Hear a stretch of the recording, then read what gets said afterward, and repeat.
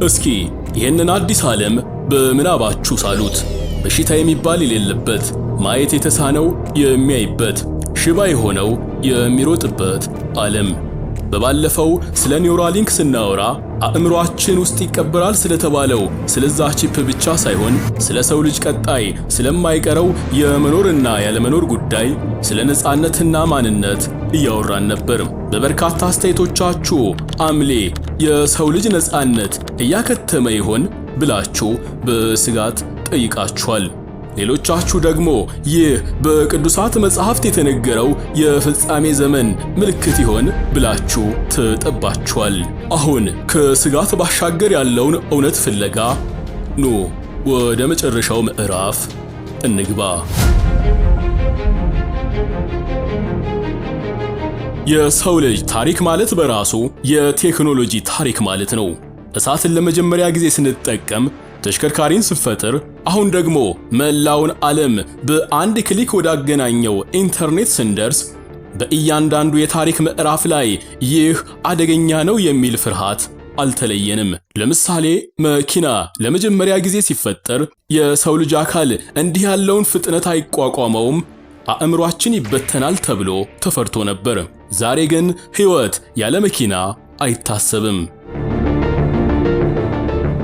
በባለፈው እንዳየነው ኤለን ማስክና የኒውራሊንክ ጠበብቶች የሰው ልጅ ከአርቲፊሻል ኢንተለጀንስ ወይንም ኤአይ ጋር ካልተዋደ በስተቀር ማሽኖች በጥበብ ይበልጡናል።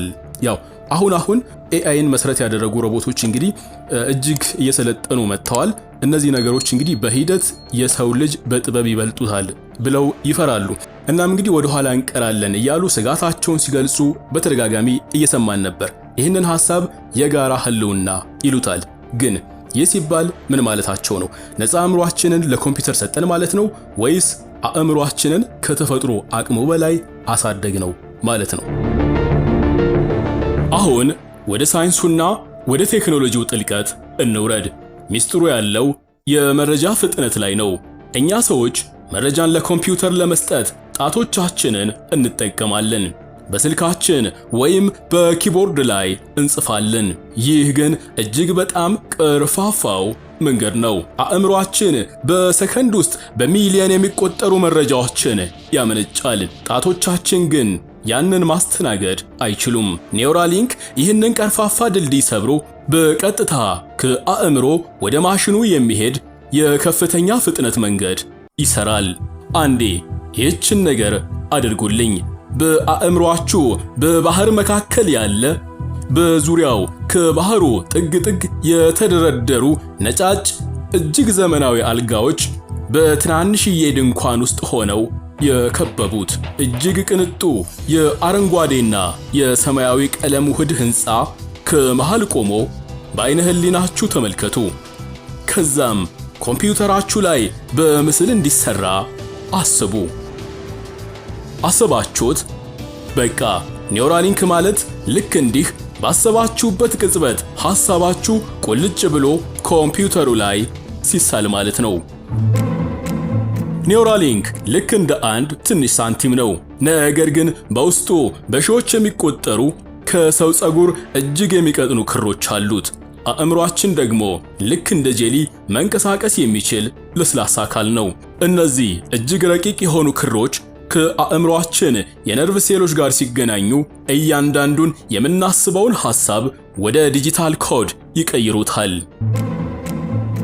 አያችሁ፣ የሰው ልጅ በታሪኩ ለመጀመሪያ ጊዜ ስጋዊ ውስንነቱን ሊጥስ ጫፍ ላይ ደርሷል።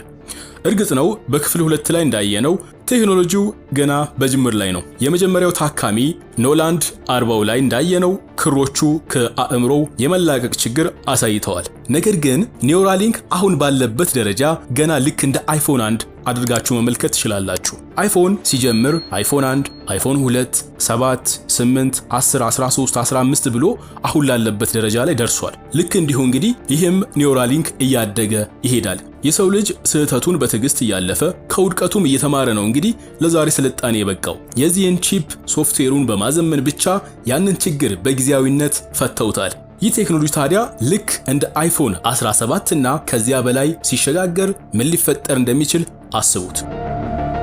በአንድ በኩል ለዘመናት የሰው ልጅን ያስጨነቁ በሽታዎችን የመፈወስ ተስፋ አለው። በሌላ በኩል ደግሞ ሰው የመሆን ትርጉማችንን የመቀየር ግዙፍ አደጋ አለው። ዛሬ ግን ትኩረታችን በተስፋው ብርሃን ላይ ይሆናል። አንድ ወሳኝ ጥያቄ ላንሳላችሁና እንቀጥል። ይህ ቴክኖሎጂ ሰውን ወደ ሱፐርማን የመቀየር አቅም ካለው ያ የታደሰው ኃያል የሆነው ፍጡር አሁንም ሰው ይባላል ወይስ ሌላ አዲስ ዘር ያለው ፍጡር? የባለፉትን ቪዲዮዎች ላላያችሁ ኒውራሊንክ በዊልቸር ብቻ ሄዱ የነበሩ ሰዎችን እንዴት ቆመው እንዲራመዱ እንደሚያደርግ፣ ማየት ለተሳናቸው የአይናቸውን ብርሃን እንዴት እንደሚመልስና የአእምሮ ህመሞችን እንዴት እንደሚያጠፋ በተግባር ተሞክሮ ተረጋግጧል። አሁንም ይሄን ነገር እንግዲህ እየተጠቀሙበት ይገኛሉ። እስኪ ይሄንን አስቡት። ስማርት ስልክ፣ ኮምፒውተር ወይም ቲቪ የሚባል ነገር ባይኖርስ? እነዚህ ሁሉ የማያ ገጾቻችን ወይም ስክሪን ያላቸው እነዚህ ማቴሪያሎች ጠፍተው ዓለምን የምንመለከትበት ብቸኛው ስክሪናችን የገዛ አእምሯችን ቢሆን። እንግዲህ ኒውራሊንክ እያመጣ ያለው ትልቁ አብዮት ተወደደም ተጠላም ይህን ነው። ቴክኖሎጂን በመጠቀም ፈንታ ከቴክኖሎጂው ጋር መዋሃድ ወይም አንድ መሆን። ይህ ሲምባዮሲስ ወይም ውህደት ይባላል። ይህ ውህደት ሲፈጠር የሰው ልጅ ታሪክ በአዲስ መልክ መጻፍ ይጀምራል። የመጀመሪያውና ትልቁ ተስፋ የመማር ፍጥነት ነው። እኛ የሰው ልጆች አዲስ ሙያ ለመልመድ፣ ቋንቋ ለማጥናት ወይም መጽሐፍ ለማንበብ ዓመታትን እንጨርሳለን። አእምሯችን ከኢንተርኔት ጋር በቀጥታ ሲገናኝ ግን መረጃዎችን ልክ እንደ ኮምፒውተር ፋይል ወደ አእምሯችን ዳውንሎድ ማድረግ እንችላለን ማለት ነው። የሆነን ቋንቋ መማር ፈልጋችሁ ታውቃላችሁ? ምንም ችግር የለውም። በሰከንዶች ውስጥ ፋይሉን አእምሯችሁ ውስጥ መጫን ትችላላችሁ። የኳንተም ፊዚክስን መረዳት ፈልጋችሁ ታውቁ ይሆናል። ይህንንም ያለምንም ድካም ቀጥታ ማወቅ። ይህ ማለት እያንዳንዱ የሰው ልጅ በምድር ላይ ያለውን ዕውቀት ሁሉ በቅጽበት ማግኘት የሚችልበት የድንቁርናና ያለማወቅ ዘመን እስከ ወዲያኛው የሚሸኝበት ብሩህ ተስፋ ነው።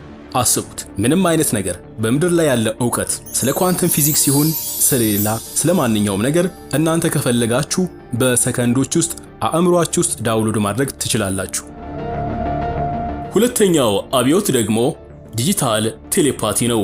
አሁን ሐሳባችንን የምንገልጸው በቃላት ነው። ነገር ግን ቃላት ሁልጊዜ ስሜታችንን ሙሉ በሙሉ አይገልጹልንም።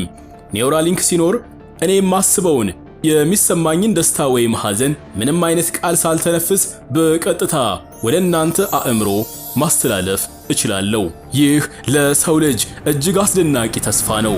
አስቡት፣ ሰዎች በትክክል የሌላውን ሰው ስሜት መረዳትና መጋራት ከቻሉ አለመግባባቶች አይኖሩም፣ ጦርነቶችም አይቀጥሉም።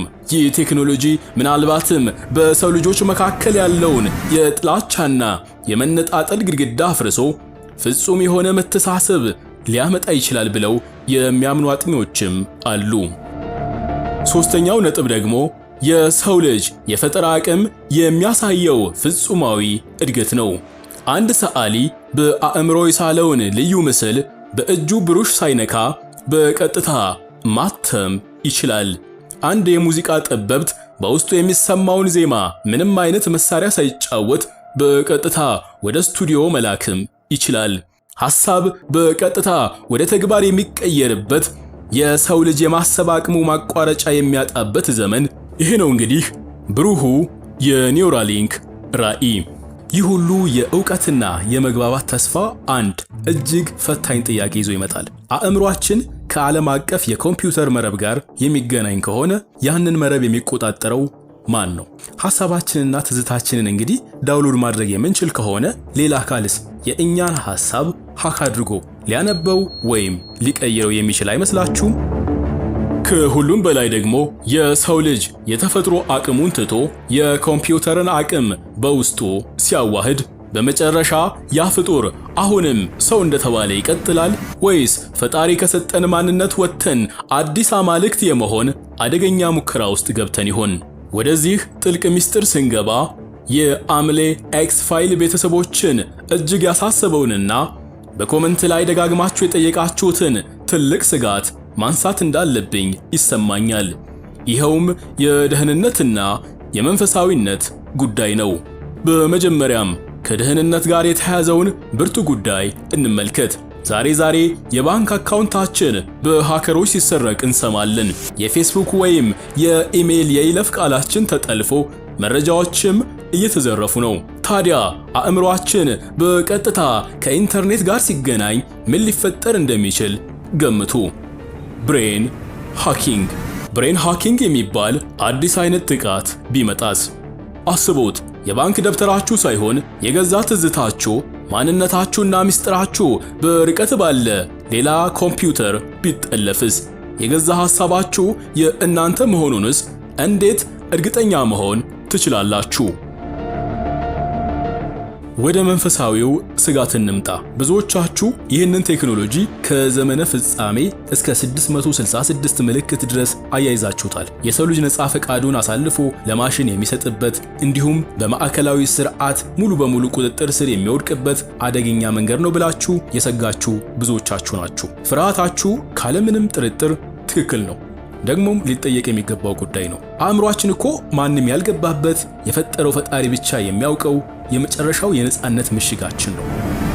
የሆነ ነገር እኮ እኛ አስበን ወደ ተግባር ከመቀየራችን በፊት በአእምሮአችን እጅግ በጣም የሚሆነውና የማይሆነውን በርካታ ነገር እናስባለን። ያ ሁሉ ነገር በሌላ ሰው እጅ የሚወድቅ ከሆነ ተላልፎ የሚሰጥ ከሆነ እጅግ በጣም አስቸጋሪ ይሆናል። ነገር ግን እዚህ ላይ ነው የአምሌ ኤክስ ፋይል የምርመራ መነጽር ሌላኛውን አስደናቂ እውነትንም በሳንቲሙ ሌላኛው ገጽ ላይ የሚያሳየን። ታሪክን መለስ ብለን ብንመረምር ማንኛውም ታላቅ የሰው ልጅ ግኝት ሲመጣ ፍርሃት አብሮት ተወልዷል። የኒውክሌር ኤነርጂ ሲገኝ ዓለምን በቅጽበት ሊያጠፋ ይችላል ተብሎ ተፈርቶ ነበር። ነገር ግን ዛሬ ያው ኤነርጂ ለሚሊዮኖች መብራትና ኃይል ሆኖ እያገለገለ ነው። ቴክኖሎጂ በራሱ ክፉ ወይም ደግ የሚባል ነገር የለውም። ቴክኖሎጂ መሳሪያ ነው። ታዲያ ዋናው ጥያቄ መሳሪያውን የያዘው እጅ የማን ነው የሚለው ነው። ኒውራሊንክ የሰው ልጅን የሚያጠፋ ሳይሆን የሰው ልጅን ከማሽን ባርነት የሚያድን የመጨረሻው መፍትሄ ቢሆንስ? ኤለን ማስክ ይህንን ቴክኖሎጂ የጀመረው አርቲፊሻል ኢንተለጀንስ ኤአይ ከቁጥጥራችን ወጥቶ እንዳያጠፋን እኛው ራሳችን ከኤአይ ጋር አቅማችንን አስተካክለን መገኘት አለብን በሚል ብሩህ ዓላማ ነው። የኔ ግላዊ እይታ ይህ ቴክኖሎጂ ገፍቶ መምጣቱ ካልቀረና አብዛኛው ሰው በስጋዊነቱ ተሸንፎ መጠቀሙ የማይቀር ከሆነ አስቡት። ብዙ ቴክኖሎጂዎች ሲፈጠሩ ሰዎች መጀመሪያ ላይ ይንጫጫሉ። ነገር ግን ያ ነገር ወደ ተግባር መግባቱ አልቀረም። ብዙ ቴክኖሎጂዎች እንደዛ ሆነዋል። ያለው አማራጭ ብዬ የማስበው በዘርፉ ገፍቶ በመማርና በጥልቀት በማወቅ ለሚሆነው ሁሉ አብሮ የውሳኔ ሰጭነትንና የቁጥጥርን ሚና በመውሰድ ጉዳቱን በተለይም ደግሞ እናንተ ስትፈሩት እንደነበረው በአድሏዊነት የሚፈጸሙ እምነትንና ማንነትን መሰረት ያደረጉ ነገሮችን መከላከል ይቻላል እላለሁ። እናንተም ግን ምን አይነት ሐሳብ እንዳላችሁ አሳውቁኝ። ይህንን አዲስ ዓለም በምናባችሁ ሳሉት። በሽታ የሌለበት፣ ማየት የተሳነው የሚያይበት፣ ሽባ የሆነው የሚሮጥበት ዓለም፣ ሰዎች በቋንቋ ምክንያት የማይለያዩበት፣ መግባባትና መተሳሰብ የነገሰበት ፍጹማዊ ዓለም። ሰዎች ከማሽን ጋር ተዋህደው አዲስ አቅም ሲፈጥሩ ያ አቅም መሬትን ለማጥፋት ሳይሆን ምድርን ለመፈወስ፣ አዳዲስ ፕላኔቶችን ለማሰስና የሰው ልጅን ስልጣኔ ወደማይታሰብ ከፍታ ለማድረስ ሲውል፣ ይህም እንግዲህ ሊሆን ይችላል። የሰው ልጅ አፈጣጠር ሁሌም ወደፊት እንዲጓዝ አዳዲስ ነገሮችን እንዲመረምርና የተፈጥሮን ምስጢር እንዲፈታ ነው። ኒውራሊንክም የዚህ ታላቅ የሰው ልጅ ጉዞ አንድ አካል ነው። መፍትሄው ቴክኖሎጂውን መሸሽ ሳይሆን ስነ ምግባር ባለው መንገድ እንዴት እንቆጣጠረው ብሎ መወያየት ነው። ይህ የኒውራሊንክ ቴክኖሎጂ ለሰው ልጅ ውድቀት ይሆናል ወይስ ታላቅ ትንሳኤው የሚለውን የመጨረሻ ውሳኔ ለእናንተ ትቼዋለሁ። እናንተስ ምን ታስባላችሁ? አሁንስ ቺፑ ቢመጣ ታስተክሉታላችሁ ወይስ ምን ታደርጋላችሁ? ሐሳባችሁን ከታች ባለው ኮሜንት ላይ አስቀምጡልኝ። እያንዳንዱን አነባዋለሁ። የኔ መልስ ያስፈልገዋል ብዬ የማስበውንም እመልሳለሁ። ይህ ቪዲዮ ለግንዛቤ እጅግ ጠቃሚ ስለሆነ ለምትቀርቧቸው ሼር በማድረግ የዚህ ታላቅ ውይይት አካል አድርጓቸው። ላይክ እና ሰብስክራይብ ማድረግም እንዳይረሳ። በቀጣይ በሌላ ምስጢራዊና አስደናቂ የምርመራ ቪዲዮ እስከምንገናኝ ይመቻችሁ።